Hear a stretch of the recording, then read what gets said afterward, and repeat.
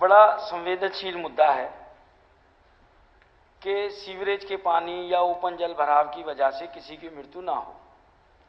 और इस पटल पे जब पूरा डेटा, सही जानकारी ना हो, बड़ा दुख होता है।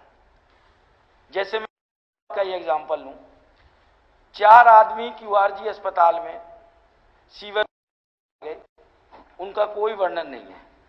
और इस सदन में मैंने कई बार मुद्दा उठाया, ना ऑक्यूपेशनल सर्टिफिकेट है, ना कंप्लीशन सर्टिफिकेट है, हम किसी हाथ जा कर रहे हैं। दूसरा, इनके जवाब में एक 501 नंबर एफआईआर का जिक्र है डबुआ थाने का। अध्यक्ष महोदय, ये 11 साल का मासूम बच्चा है। अनाउंसमेंट का काम था 2015 का। 2018 में ये वर्क ऑर्डर अलॉट हुआ कि हाई मास्क लाइट वहां लगनी चाहिए। देश की रक्षा सुरक्षा का मामला है। एयरफोर्स स्टेशन मात्र 60 मीटर की दूरी पे है। सुरक्षा की वजह से लोगों की जिंदगी पे तलवारें लटकी पड़ी हैं। ये वर्क हाई मास्क लाइट का पॉइंट चिन्हित था कि उस पॉइंट पे ये हाई मास्क लाइट लगनी। बदकिस्मती से वो लाइट वहां से शिफ्ट कर दी गई। उसका भी जवाब मुझे इस सदन में मिला, अनस्टार्ड क्वेश्चन 46 नंबर, कि वो लाइट कहां शिफ्ट कर दी गई? पुराने विधायक के ऑफिस पे, 25 सीरीज में 60 फुट रोड एमएलए ऑफिस। ये चीजें मैं विस्तृत में अध्यक्ष महोदय आ रहा हूं। जवाब में मुझसे ये कहा गया, मैटर अंडर इन्वेस्टिगेशन। महोदय, ये 5 नवंबर का हादसा है जिसका बच्चा गया है। आज 54 दिन हो गए और मामले का तथ्य क्या है? पुलिस के अधिकारियों से बात हुई, उच्च अधिकारियों से, नगर निगम में भी हुई। पुलिस ने एक डीओ लेटर लिख दिया कि साहब ये एफआईआर दर्ज है, इसमें अधिकारी कौन है, हम किसके खिलाफ कार्रवाई करें, हमें बता दिया जाए।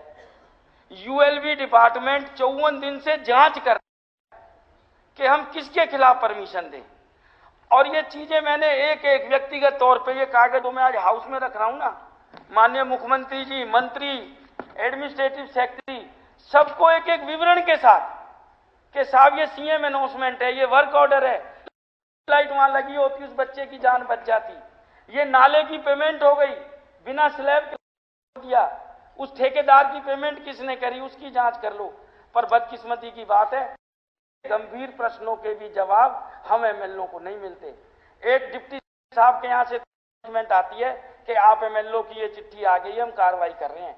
कम से कम ऐसे गंभीर मंत्रियों को तकीद हो कि कम से कम एमएलओ को एक एक्नॉलेजमेंट तो दे दो कि हम विधायक हैं, हमें 11 साल के मासूम बच्चे की मौत की जिम्मेदारी की बात कर रहे हैं और आप उसे लगाएंगे।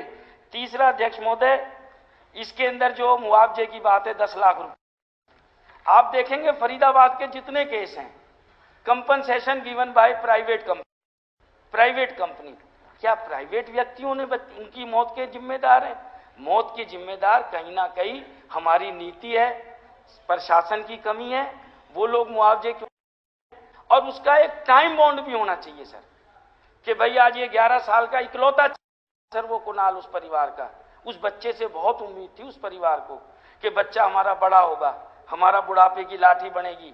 और एक चीज और मैं आपके माध्यम से कहना चाहूंगा कि जिस परिवार में ऐसा हादसा हो, उसकी आर्थिक मदद के साथ साथ सरकार उसके परिवार ना कोई नौकरी का भी प्रावधान करे, क्योंकि एक आदमी नहीं जाता, उसके संग पूरे परिवार की रोजी रोटी जाती है। मैं ये मंत्री जी से पूछना चाहता हूं।